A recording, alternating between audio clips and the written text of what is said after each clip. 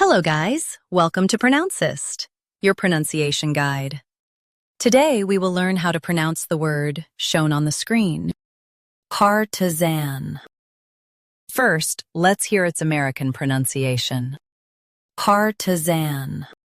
Now, read the syllables of U.S. pronunciation shown on the screen naturally.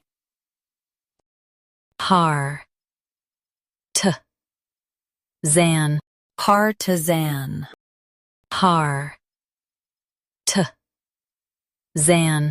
Partisan. Now, let's focus on British pronunciation of this word. Partisan. Now, read the syllables of British pronunciation shown on the screen naturally. Par. T. Zan. Partisan. Par. T. Zan. Partisan. US says partisan. UK, partisan. Partisan. Partisan. Practice repeatedly and you'll soon be able to say this word perfectly. The best way to practice is to repeat the syllable multiple times.